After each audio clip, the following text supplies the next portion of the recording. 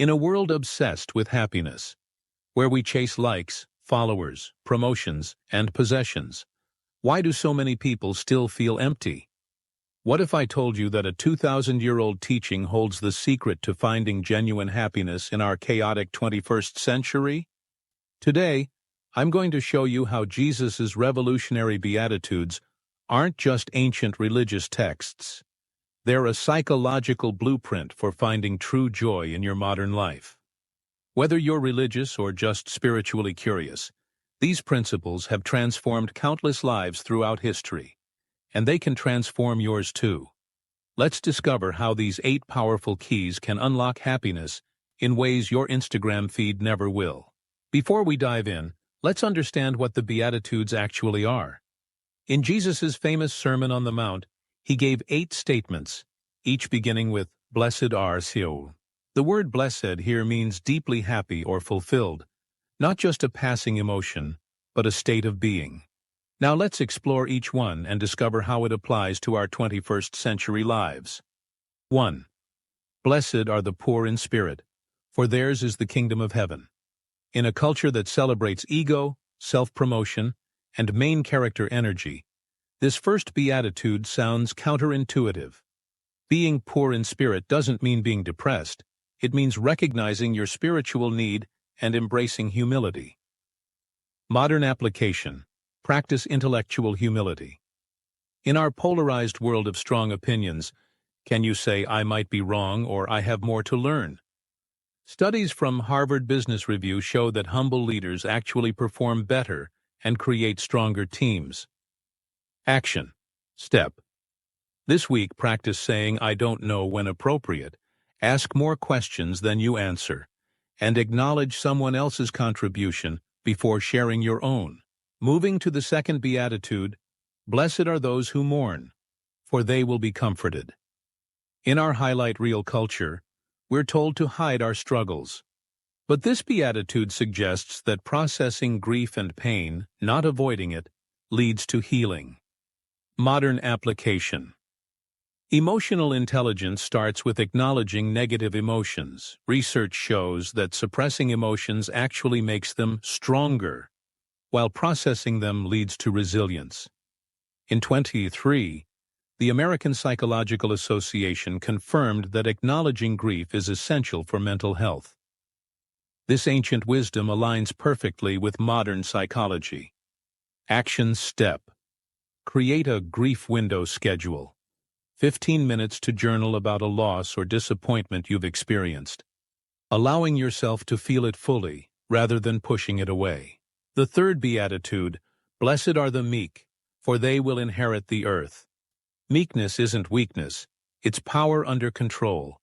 Think of it as a wild horse that's been tamed, still powerful, but channeled constructively. Modern application.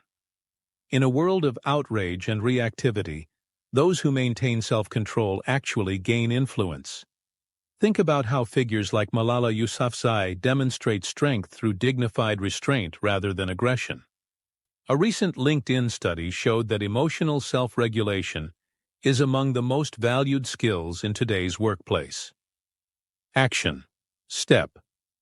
The next time you feel angry or triggered, especially online, practice the 24-hour rule. Wait a full day before responding. Ask yourself, what response would reflect controlled strength rather than uncontrolled reaction? The fourth beatitude, blessed are those who hunger and thirst for righteousness, for they will be filled. What are you truly hungry for? This beatitude addresses our deepest desires. Modern application. In a distracted world, intentionality matters. Studies consistently show that materialism correlates with lower happiness, while purposeful living increases life satisfaction. The Great Resignation showed us that people are hungry for meaning, not just money. This beatitude invites us to align our hunger with purpose and justice. Action. Step. Audit your time and attention. What percentage goes toward things that truly matter? Identify one area where you can redirect energy toward something meaningful, whether it's fighting for justice, building relationships, or developing your character. As we delve into the fifth Beatitude, blessed are the merciful, for they will be shown mercy. Mercy goes beyond sympathy to active compassion. Modern application. In our call-out culture, showing mercy seems radical.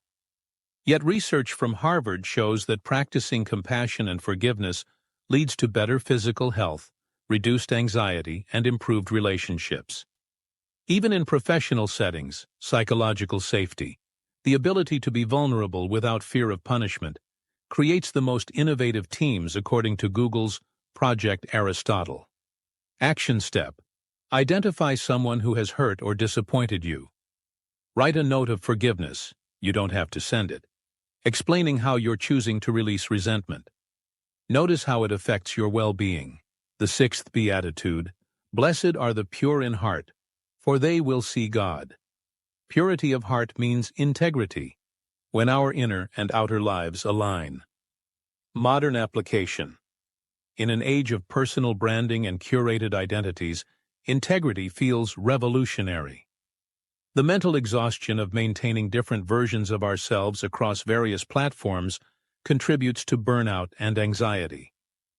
Studies show that authenticity correlates strongly with psychological well-being. When we live with integrity, we experience less internal conflict. Action. Step. Identify one area where your public and private selves don't align.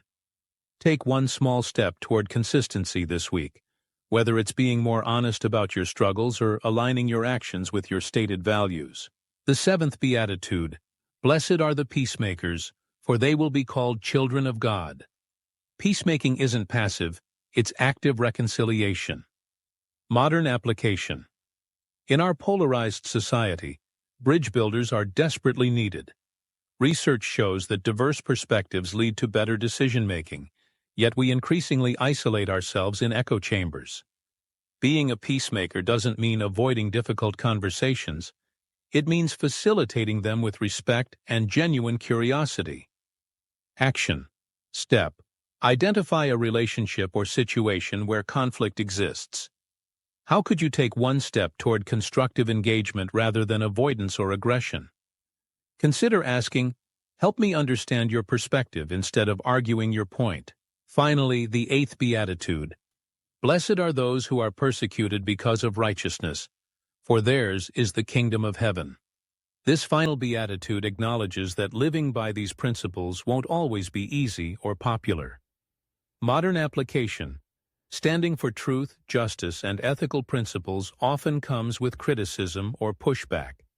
From whistleblowers in corporations to those advocating unpopular but necessary positions, there's often a cost to integrity. Yet research on moral courage shows that those who stand by their convictions experience greater self-respect and meaningful happiness, even when facing opposition. Action. Step. Identify your non-negotiable values. Write down one situation where you might be tempted to compromise, and create a specific plan for how you'll respond with integrity when that moment comes. What makes the Beatitudes so powerful is how they work together. They form a cycle of transformation. Humility opens us to growth. Processing grief develops compassion. Self-control channels our energy. Righteous hunger gives us purpose.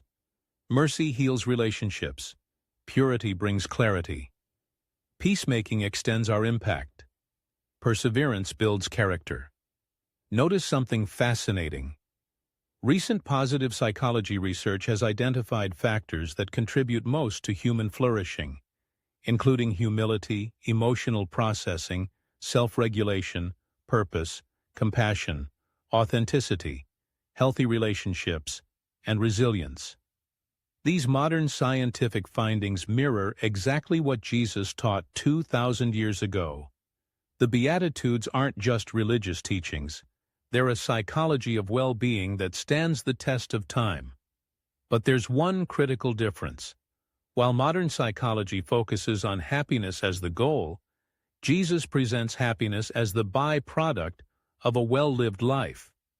True happiness isn't found by pursuing happiness itself, but by pursuing these 8 transformative qualities. Living by the Beatitudes in the 21st century isn't about retreating from modern life or rejecting technology and progress. It's about bringing ancient wisdom into our modern context. The paradox is beautiful. The more we embrace these seemingly upside-down principles, the more right-side-up our lives become. True happiness isn't found in what our culture typically celebrates: wealth, status, power, or pleasure. It's found in the counterintuitive path Jesus laid out: humility, emotional honesty, controlled strength, meaningful pursuits, compassion, integrity, peacemaking, and principled living. I'd love to know, which of these 8 principles resonates most with you right now? Which one feels most challenging? Share in the comments below. If this message spoke to you, please hit the like button and subscribe for more content at the intersection of ancient wisdom and modern living. Next week, we'll dive deeper into the first Beatitude, with practical exercises for cultivating humility in a self-promotional world. You won't want to miss it. Lord, help us to embody these teachings in our everyday lives. Give us the courage to pursue a happiness deeper than temporary pleasure, the true blessedness that comes from aligning our lives with your wisdom. Transform us from the inside out, that we might experience and share the revolutionary joy of living by the Beatitudes in our modern world. Amen.